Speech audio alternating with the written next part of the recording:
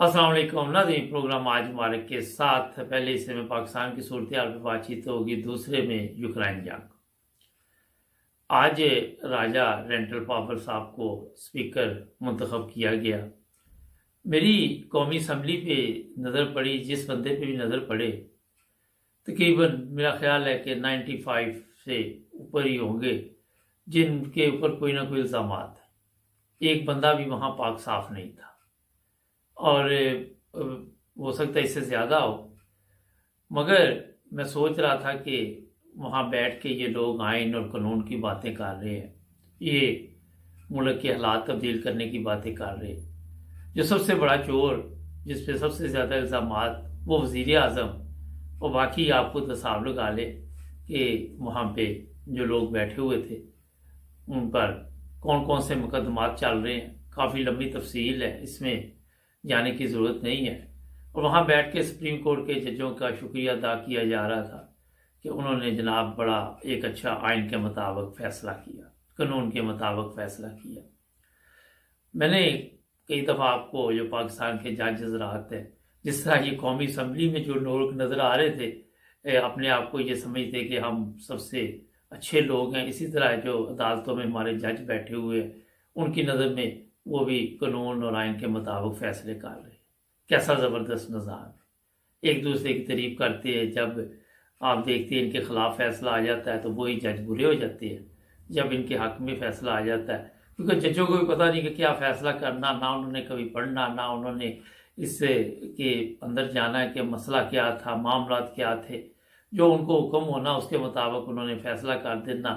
और जिस तरह सोशल मीडिया पे आजकल हमारी अदालतों का मजाक उड़ाया जा रहा है, मेरा ख्याल है कि अगर कोई शर्म वाले जज हों, मगर शर्म कहाँ आती जब आपको हराम खाने की आदत पड़ जाए, जब आपके खून में हराम जाना शुरू हो जाए, जब मुल्क का निज़ाम अदलिया ने ऐसा बेड़गरक किया हो कि वहाँ पे किसी को इंसाफ ना मिले।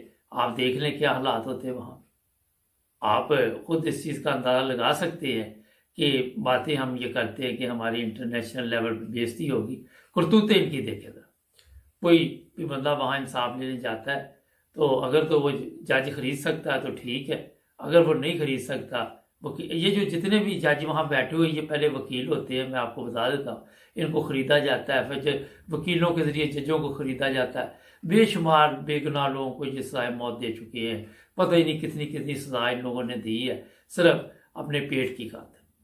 ये उस दोज़ख और इस जहन्नम में बैठे हुए हैं कि आप अंदाज़ा नहीं लगा सकते।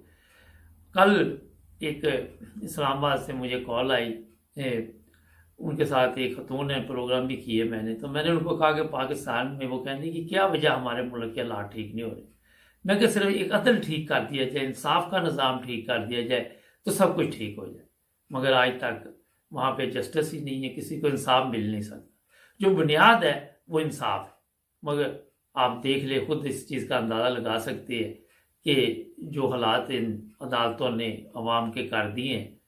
पता है कि वहाँ पे अगर कोई ताकतवर है तो उसको जज दावत भी करेगा, वो भी जज की दावत करेगा, क्योंकि हराम पैसा आम है वहाँ पे, हलाल काम में हराम ज़्यादा है। फिर आजकल जिस तरह कई लोग कह रहे, जनाब कल मैंने एक बंदे का सोशल मीडिया पे सुना कि हम फ़कीर ही हैं। अभी कहाँ से फ़कीर है जी, कर्जा लिया, कर्जा वापस दे देंगे।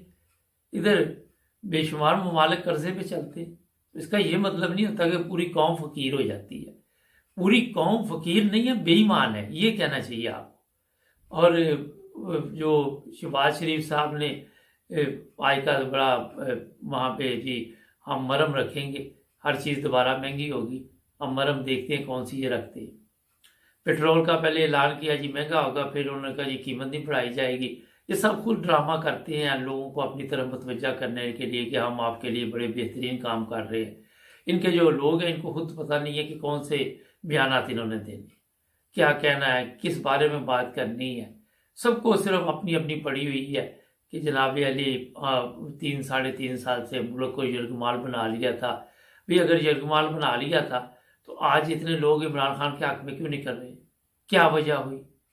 आपके सामने ही है, सोचने की बात है।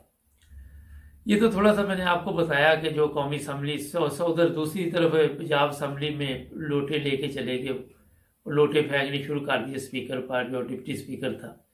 तो होना भी ये चाहिए, चलो इससे लोटों वालों का तो बिजनेस चला ना, हर तरफ लोटे ही लोटे, पाकिस्तान में वो खरीदो फरोख्त चल रही है और तो कोई काम नहीं चला, तो कुछ ना कोई तो किसी से बहाने से चला।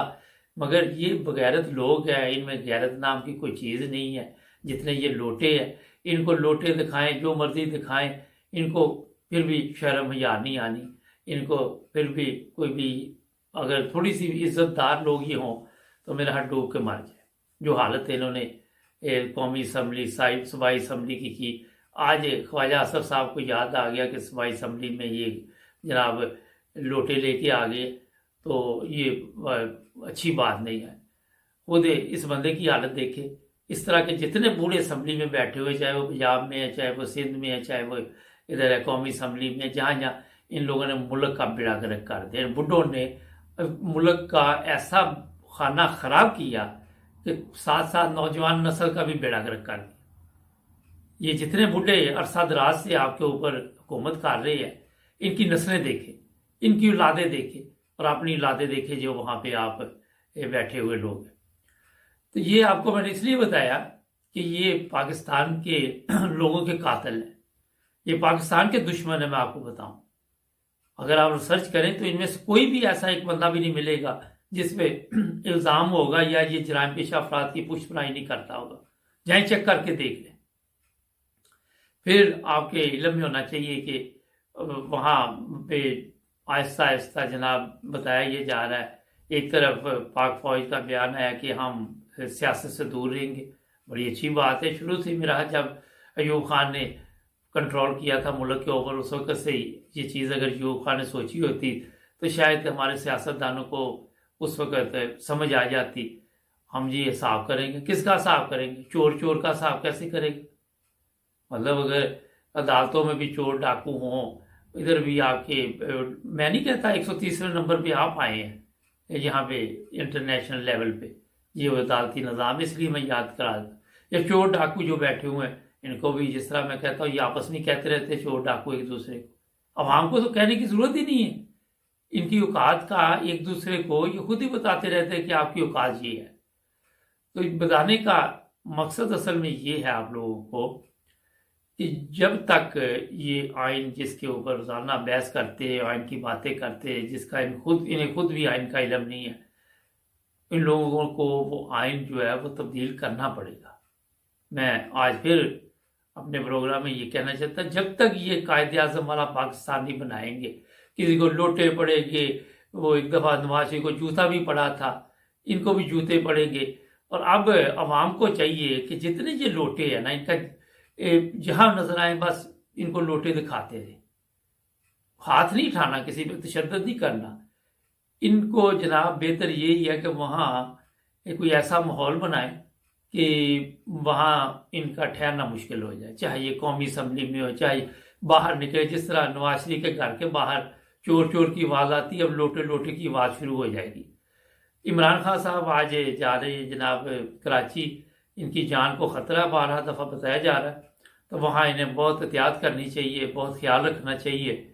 और ये ना कि एक ऐसी गेम डाली जाए, चाहे वो बैरूनी हो या अंदरूनी हो सॉरी, अगर इमरान खान को खुदा न खासा नुकसान पहुँचता है तो पूरे मुल्क में ये तबाही शुरू हो जाएगी, क्योंकि अवाम को अब इसका पता है ये एक ऐसी तीली है जो कोई भी लगा सकता है, और लगाने के लिए हमेशा अपने लोगों को आगे लाया जाता है। अब जो दूसरे ममालिक बाहर बैठे हुए हैं वो पहले बहुत समझदार थे और हमारे पहले बहुत बेवकूफ़ थे, इनकी बेवकूफ़ी में इजाफा हुआ और उनकी समझदारी में इजाफा हुआ। तो नाज़रीन, ये चीज़ें चंद मैंने आपको बताई हैं क्योंकि हमारा जो चैनल है उससे सच और हक की बात की जाती है।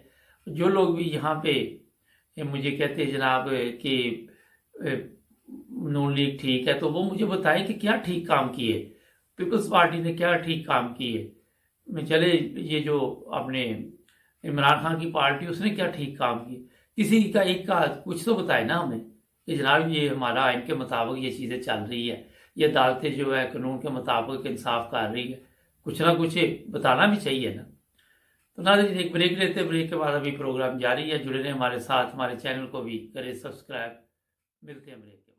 آپ دیکھ رہے ہیں اس وقت نائن برادرز ٹی وی۔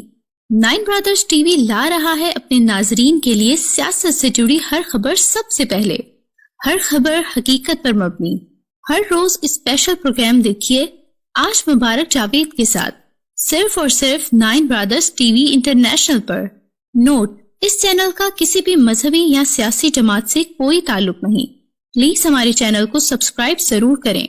اگر آپ اپنے کاروبار کی پبلسٹی کروانا چاہتے ہیں تو اسکرین پر دیے گئے نمبر پر رابطہ کریں 447459168308۔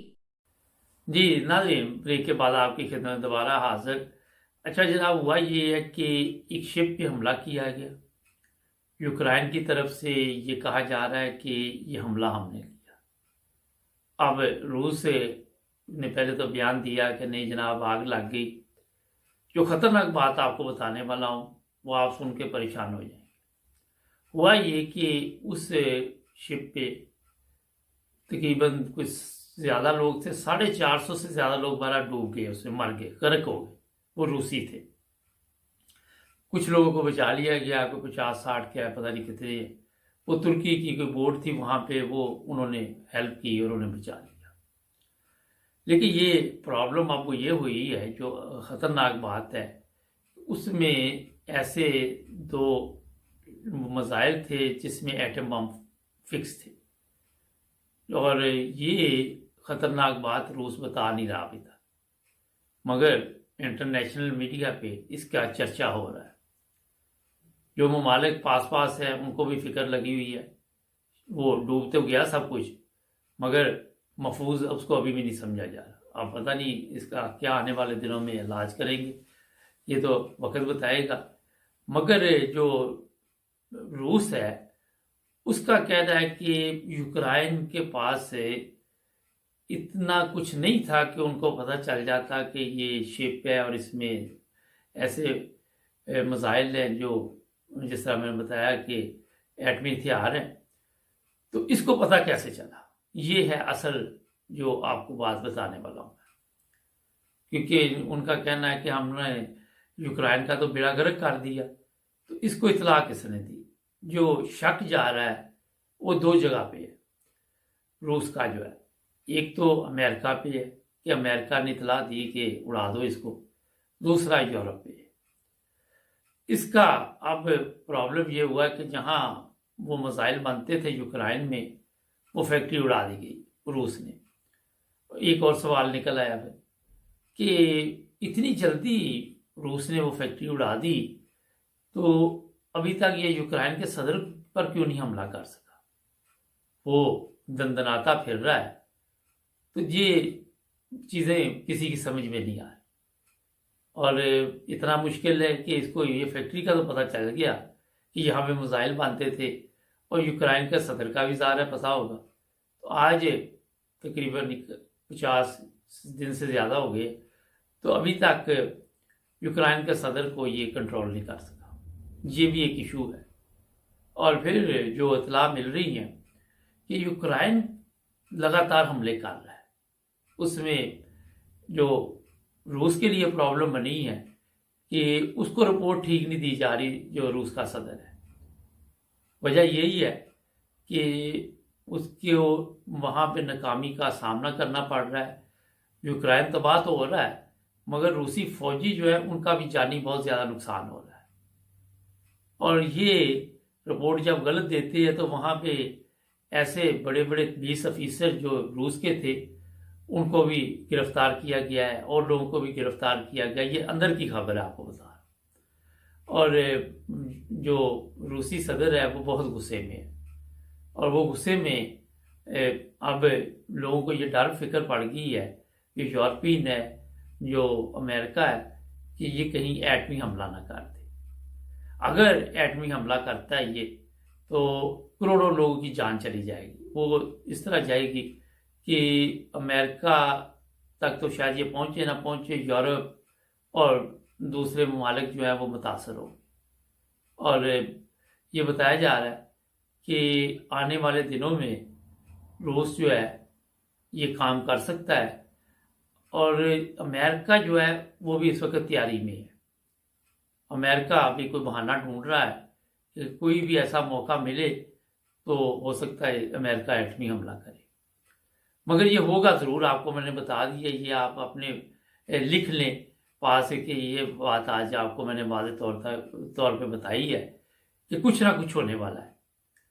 میں نے کل بتایا تھا آپ کو کہ فن لینڈ اور سویڈن، اور یہ پرابلم اب یہ اس وقت بنی ہوئی ہے کہ یوکرائن میں ابھی تک جو روس کے صدر ہیں ان کو کوئی اچھی خبر نہیں مل رہی۔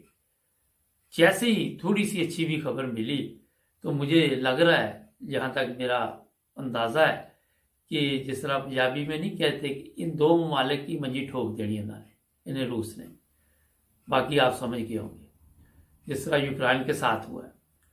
تو اب دیکھتے ہیں کہ امریکہ جو ہے وہ اپنے مقصد میں کامیاب ہوتا ہے یا روس ہوتا ہے، لیکن دنیا جو آدھی ہے تقریباً، وہاں جتنے بھی انسان آدھی دنیا میں رہ رہے ہیں، اس سے زیادہ جو ہے ان کی جان جو ہے اس وقت داؤ پہ لگی ہوئی۔ یہ ایک بہت اہم بات ہے جو میں نے آپ کو بتائی۔ ایک طرف چائنا کی میں بات کرتا رہتا ہوں اور چائنا چھیڑ چھاڑ کرتا رہتا ہے، پنگے شنگے لیتا رہتا ہے، تو وہاں امریکہ کو اب یہ بھی غصہ ہے کہ وہ چائنا پہ حملہ کرے پہلے یا روس پہ کرے، لیکن میرا خیال ہے کہ روس کو ابھی اور کمزور یہ کرے گا، امریکہ تھوڑا ٹائم دے گا تاکہ جس طرح اس کا نقصان ہو رہا ہے اس پہ تھوڑی تیزی لائی جائے۔ آپ نے دیکھا کہ جس طرح یوکرائن کے پاس بتایا جا رہا تھا کہ فوج بھی نہیں ہے، کچھ بھی نہیں ہے، پھر اتنے دنوں سے وہ حملہ کیسے کر رہا ہے۔ جو چچینین ہے انہوں نے کافی تباہی وہاں پہ مچائی ہوئی ہے یوکرائن میں، مگر جو یوکرائن کی فوج ہے کئی جگہ پہ انہوں نے ان کی بھی اچھی طرح کلاس لی ہے اور ان کی مرمت بھی کی ہے، وہاں سے بھاگے بھی ہیں یہ۔ تو حالات کافی جو خراب ہوتے نظر آ رہے ہیں وہ سنبھلتے نظر نہیں آ رہے، خراب ہوتے زیادہ نظر آ رہے۔ ناظرین، آج جو گیم ہے وہ سب سے زیادہ ہے یہی ہے کہ ہماری تجارت جو ہے وہ بڑھ جائے۔ امریکہ اس وقت زبردست بزنس کر رہا ہے، وہ چیزیں تو دے رہا ہے یوکرائن کو مگر کوئی فری میں نہیں دے رہا، اس کا حساب دینا پڑے گا جب یوکرائن جو ہے وہاں حالات بہتر ہوں گے، پھر وہ قوم اپنا یہ قرضہ اتارے گی، جو لوگ جو ممالک ان کی مدد کر رہے ہیں، کہ فری میں یہ سب کچھ نہیں چل رہا۔ تو حالات آنے والے دنوں میں کیا بنتے ہیں یہ آپ کو پتہ چل جائے گا۔ جرمنی میں اور دوسرے ممالک میں پیٹرول کی قیمت تھوڑی سی کم ہوئی ہے، اس سے میرا خیال ہے عوام نے کچھ تھوڑا سکون کا سانس لیا ہے، مگر جہاں تیسری جنگ عظیم سب کو نظر آ رہی ہے وہاں پہ لوگ سوچ رہے ہیں کہ اب اپنے آپ کو کیسے محفوظ کیا جائے۔ اچھا، کئی لوگ میری رپورٹ کے مطابق مختلف ممالک میں جا رہے ہیں جہاں وہ سمجھتے ہیں کہ یہاں امن رہے گا، یہاں تک جنگ نہیں پہنچے گی، اور آپ کو میں نے پچھلے پروگرام میں بتایا تھا کہ روس کے لوگ ترکی جا رہے ہیں، وہاں مکان خرید رہے ہیں، وہاں کی نیشنلٹی لے رہے ہیں، کیونکہ ماسکو کے اوپر بھی اس وقت ایسے ہی ہے کہ کسی وقت بھی کچھ ہو سکتا ہے۔ جس طرح آپ نے دیکھا کہ اس نے ایک شپ اڑا دیا یوکرائن نے، تو کوئی اگلی پلاننگ اس لیے کہ یہ نہ ہو کہ ماسکو کو لے بیٹھے، ہو سکتا ہے کوئی بڑا حملہ ماسکو پہ کرے۔ اب آپ دیکھیں کہ 2-3 حملے کیے یوکرائن نے، ایک وہ جو ڈیپو تھا تیل کا روس کا وہ اڑا دیا تھا، پھر یہ کل پرسوں جو واقعہ پیش آیا اس سے روس ہل گیا اور کافی مشکل میں پڑ گیا ہے کہ یہ کیا ہو رہا ہے میرے ساتھ۔ تو جناب یہ ہے صورتحال۔ اب ایک نئے پروگرام میں ملیں گے، آپ کو تازہ صورتحال بتائیں گے، دوبارہ جڑے رہیں ہمارے ساتھ، ہمارے چینل کو بھی سبسکرائب کریں۔ ملیں گے ایک نئے پروگرام۔ اللہ سب کو محبت برا سلام۔ جتنے بھی دوست میرے ٹک ٹاک پر ہیں، فیس بک پر، واٹس ایپ پر، جہاں جہاں بھی ہیں، ہمارے چینل کو سبسکرائب کریں۔ جی ہاں، نائن بردرز ٹی وی انٹرنیشنل کو، اور ہماری کوشش ہے کہ ہم اچھے اچھے پروگرام آپ کے لیے لے کے آئیں۔ میں نے دیکھا ٹک ٹاک پہ بھی ہماری پوسٹ کو بہت پسند کیا جا رہا ہے، فیس بک پر بھی کیا جا رہا ہے، مگر سبسکرائب کرنا مت بھولیں، کیونکہ ہوتا یہ ہے کہ آپ ہمارے پروگرام تو دیکھتے ہیں اور مزے بھی لیتے ہیں، مگر सब्सक्राइब करना भूल जाते हैं। तो सब्सक्राइब करें ताकि आप हमारे साथ जुड़े रहें। मिलेंगे नए प्रोग्राम में। अल्लाह हाफ़िज़। अस्सलाम वालेकुम। नहीं, बहुत ही प्यारे दोस्त हमारे एक है जो काम की तलाश में, इन्होंने खुद वीडियो बनाई और हमें भिजवाई। मैं भी आपको सुनाता हूँ। तो मैं भी आपसे गुजारिश करूँगा कि इनके साथ तावन करें। अगर कोई मुखलस आदमी इनको किसी दूसरे मुल्क में लेके जा सकता हो कुकिंग के लिए तो वहाँ ले जाए। अगर पाकिस्तान में कोई अच्छी मुलाजमत मिलती हो तो वहाँ इनकी मदद करें। तो एक दूसरे की मदद भी करनी चाहिए। इनको मैं कोई 2-2.5 साल से जानता हूँ। सोशल मीडिया से इनसे तल्लक बना था। शुरू में इन्होंने एक प्रोग्राम भी किया था। तो माशाल्लाह एक ज़बरदस्त इंसान है ये।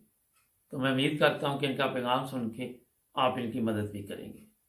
हमारे चैनल को भी सब्सक्राइब करें। अगर आप इस तरह का कोई पैगाम देना चाहें तो हमें ज़रूर भिजवाएं। जुड़े रहे हमारे साथ। सुनते हैं अपने दोस्त का एक ज़बरदस्त पैगाम। अस्सलाम वालेकुम वरहमतुल्लाहि वबरकातुहू। कैसे हैं सर आप? क्या खैरियत? ठीक ठाक? कैसे मिजाज हैं आपके? उम्मीद है कि आप सब खैरियत से होंगे। सर मेरा नाम राशिद है और मैं पाकिस्तान के शहर प्रभात से मराठा के। मेरी उम्र तकरीबन 48 साल है और मैं गुज़िश्ता 25-26 साल से मैं कुकिंग का काम करता हूँ। पाकिस्तान के तमाम बड़े शहरों में बहुत अच्छी फैमिली के साथ मैं काम कर चुका हूँ। चूँकि पाकिस्तान में गुजारा कुछ थोड़ा मुश्किल है, महंगाई और बेरोज़गारी में बहुत ज़्यादा यहाँ पर मुश्किल है। मैं जर्मनी में भी 2 साल रह के हूँ मोहतरम अब्दुल बासित साहब के पास पाकिस्तान एम्बेसी में। लिहाजा आप सब दोस्त, अब आपसे मेरी गुजारिश है कि काइंडली अगर किसी अच्छी फैमिली को किसी बहुत ही अच्छा आपको अगर शेफ़ चाहिए तो काइंडली आप मुझसे रब्ता काम कीजिएगा। या अगर पाकिस्तान में कोई अच्छी फैमिली हो किसी अच्छी सैलरी के साथ तो वो भी काइंडली आप मुझसे कॉन्टेक्ट कर सकते हैं। आपका बहुत बहुत शुक्रिया। मेरा नंबर 03455342 आपका बहुत बहुत शुक्रिया।